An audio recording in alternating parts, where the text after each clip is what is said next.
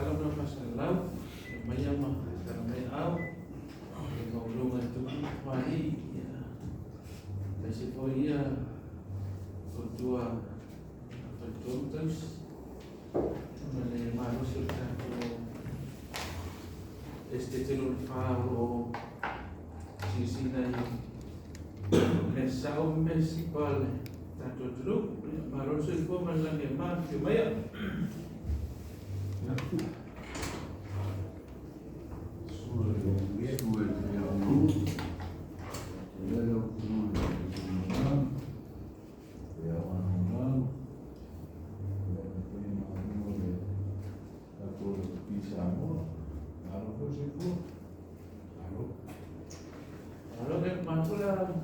Também faz solo para o boi, esteve todo mundo chamando na cama anterior, a chamada aí, a duro que ele é a massa,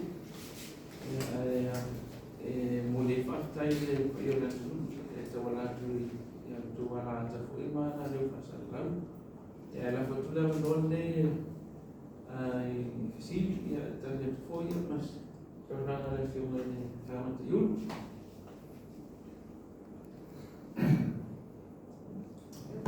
So for long term sick. Orang say yes. We amo. Dia, se Luís vir não vai lá o foi uma filma.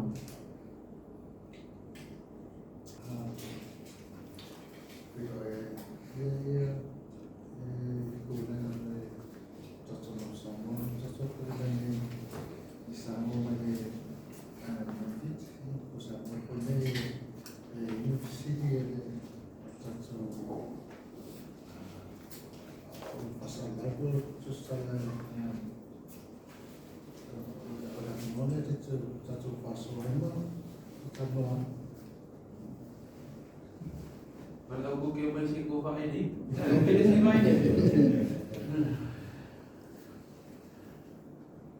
Ya, masih kan juga film ini.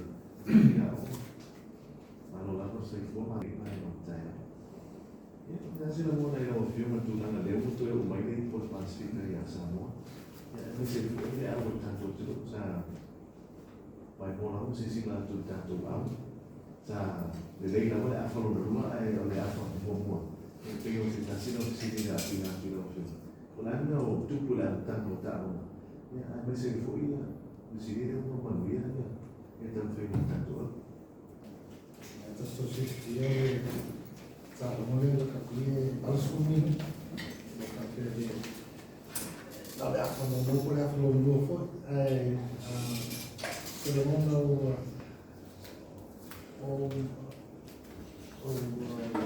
sim, não é muito só.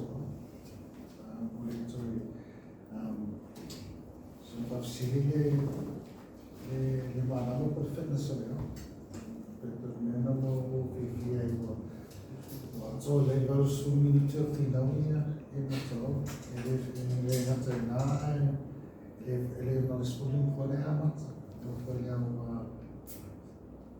ao ana tutto le ha fatto una loro cioè le quella tutto che zano vivia le outro foi ali com isso leva det var i England. Skriver vivia igual efter var samma stånd fit telefon tadi mah sampai bersama yang masih itu baru stånd fit det orang lain saya lewat tak cuma fit cuma mau mari pun pasti. Nah, isso é uma forma ada problema ya. Amat sulit cari semua ini, ya ada yang mencari sama-sama Pacific Nations Cup. Telia tengah Asia, Malaysia, Malaysia ai le matatonu ai matumakaia na malo le kulia tai nei I alofana o latu tatinoia manaonga o kulenga ma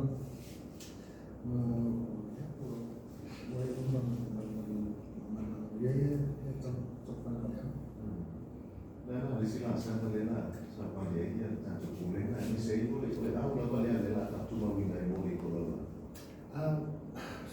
Tu se boleh pun sama dengan pasifikan mau lepas noit matiti lai tele sama main leitura la nang polisan hemsworth tele o tatso presle talo le mau pasifika yang Amerika pun elettorale nang isi na mai Europa ya o sia campaign la alu de elettorale di novembre in Europa por abandona titi la telo presle de nuevo in Europa fama con zona o si poi abandona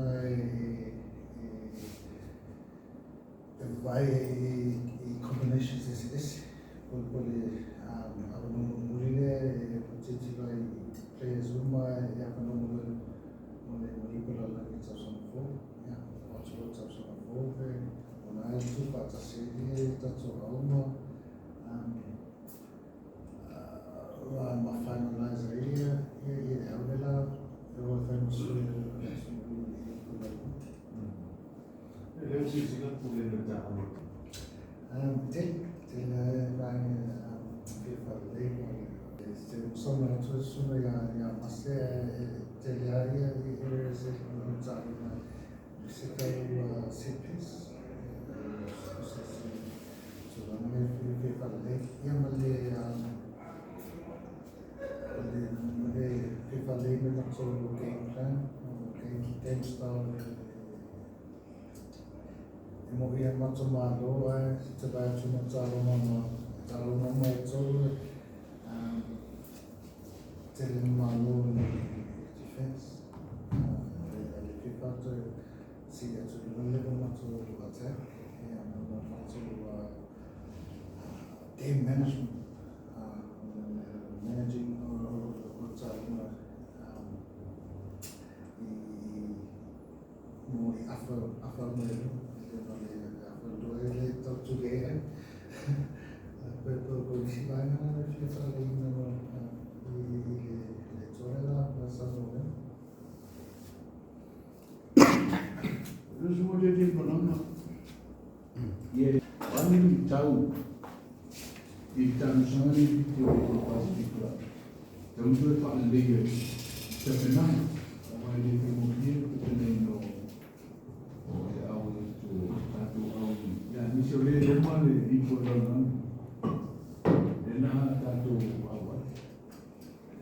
Pakai amatana dia matu nunggu ina kita apa air mau pacino ni tulang mau macam mana guys ni orang apa malu ya jadi kita tu nak beri untuk file ya o file ona macam file tu ya itu nula file o macam ya mesti bahasa lain macam ni ya itu lama barang ini itu pemalai itu lama jauh komiti yang tulang barang ini ya bahasa ya tulang piola ya fofoina oleh flawina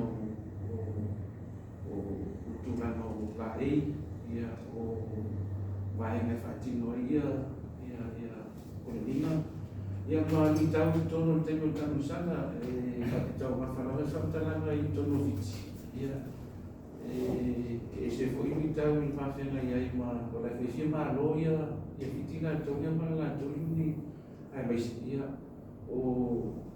oleh telefon yo tak justicia ala justara fix ya sasi ila boleh le fuah fitina tu ya mas tu usaha awal ya mau trainer di tahun ni, saya itu ma tantu out ia le la sa ni tu mo le te Europa ia o le winga na o fu ma pe nei e fo i fai ti mati ma tau fai le si la sa ia fu ia pe na ai to la ve le au e le ni tau fo ia tu na ngai le va ku le no tam ta alu ia o le va tam ta alu na to ia o tu na mo na ia te goe tau ta la va li pu le e tani ai ia o lo le tu na ma ta na ku le na ma tam ta alu ma mai pa pe na ia ai na o vai na va ko le fa Britania o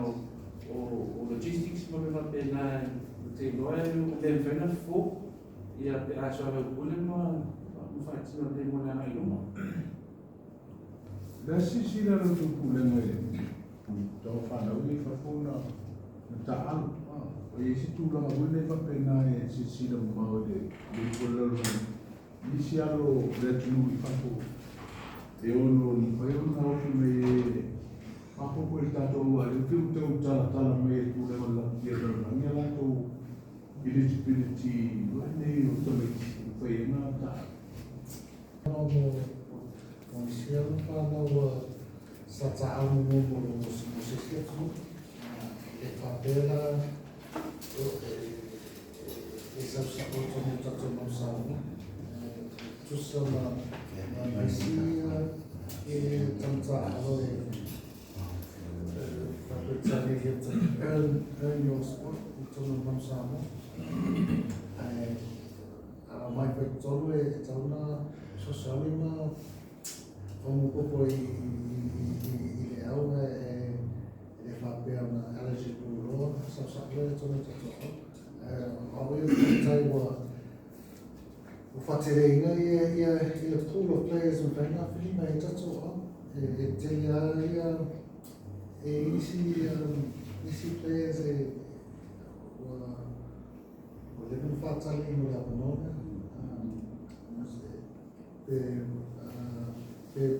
persone tamone o tachiri ta'alo tato fito New Zealand related ile establishing la career le wo mo la no to so ta'alo tato au to so lo sa to mo le to mala mo to mo so far na mata tu ni sa mola na kapi o pe no para tu le fa pe su lo tu la fono e no tu na tu Alo, o ti tiro to pule ma ka to ro ko si o no fa yo na mi le gato tuole o la che tiro le con la sono titolo e presidente di Salmo specializzare o fa ma ile vuole entra totale anche per sono boia na responto sono le celebrations e fa sa come le portato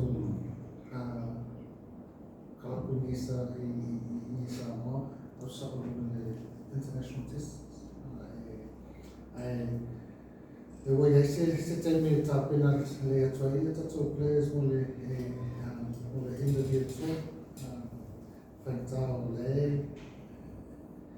e compete tanto local players ma players lei fatto lei fu time per molto buono lei fai termine appena tanto players ma questo tutto noi solo per sociale tutto ma fa ile per la nostra appena tutto e tutto lo complesso. Alo, mai visiti e vako e mong fa malo ku no sunga le ya nga ulu ya nga ko foi deo le lo system ya Soka, pena foi le te malanga. Malo la le wa fia la vai. Wa malo le ngal vala au kwa mai lo e fai le press conference a fe inga. E re mo se sa wa le do fe pula sku kala la fai mai. Malo fe sili, la mo ese ka ko au dia. Au malo, si do malo si ka ko au. La mo ese mai si au le sa de va ku iska usanga mo vai. O le coach po o le leo kam ka ai. Coach. Coach Mampure. La percepción como CEO. En final, fashion e fai a uma lo matu te le tono tevina pelo focusar te vini para no tu vai a matu vai le matu vai e fai non salvo se awe mana ia ia tamo para uma lá so samores e lá e piquiria no bom samo e no Maurícia so focusar na zo tono aí não sabe Eu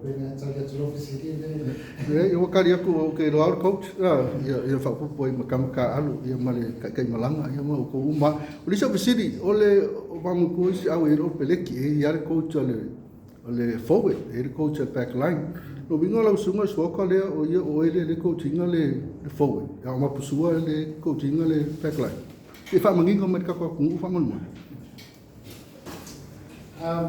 yeah. So limba mato pai a mo pulen. O sona ya masele ai mato set piece o le scalamo male line out. Yeah, o le coach forward so Tom Coventry. Tom Coventry le pai a mo le blues. Technical sports coach of blues.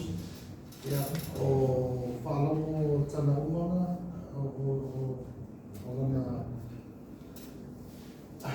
continuamos el defense coach, le fai una defense le hawa to ya male Andrew Goodman sa fai una le Crusaders o ele vai no attack and yeah, we must coaching staff ahora le lo ponemos ya pero tulanga nana uma to fai ya ona que só e fai uma fatino lá to Dairo Ile amatu foi se fala ai au le hongo le na kapisa mo i le buka kana au ko i viki ko i tama ni kau no ya na simu mu ya mo what's ahead. We've enjoyed it. Hope the country's enjoyed it and continue to enjoy it, and we'll keep working hard to ensure that we keep improving. Are the boys happy with their rewards? The boys are. I'm happy for them. The boys worked really hard, and we were able to come together in a very short space of time, and they all I asked from them was to put on a performance that they can be proud of, their family can be proud of, and their people can be proud of. If we could do that, regardless of the result, we would have been happy having a cup. Just a little bit happy. Congrats Mahalo for the win. If there was one thing you would take away from this series, or you guys have learned as a management, coaching, playing for Msamo, and now coaching for Msamo, what would it be coming out of the series? Biggest learnings, there's a lot, and we debriefed the campaign and there's a lot of learnings to take forward. One of the biggest learnings is that we, whilst we're always looking for what to improve on, it's important we recognise the things we did well, and I think everyone in our management team has a real clear understanding of their roles and how to carry out their roles and making sure that we keep our vision of where we want to be at the forefront of everything we do. I've learned a lot in terms of players, in terms of capability and who is able to carry this team forward and some players have put their hands up for Rugby World Cup next year, and it's very exciting that at the prospect of where to next for Alongside. I think that's the exciting thing. And I've learned that I may need a new team manager at some point. But I'm very happy and we'll take a lot of learnings, especially in our own operational side of things as a management. But yeah, we're very happy. Our team is make sure we stay present in what we're doing. It's not look too far ahead. And our focus is just on representing, inspiring, and giving our people hope. That's what guides us. That's what we aim to do every day. So we'll focus on the things we can control every day, and whatever blessings God has in store for us, we'll gladly take.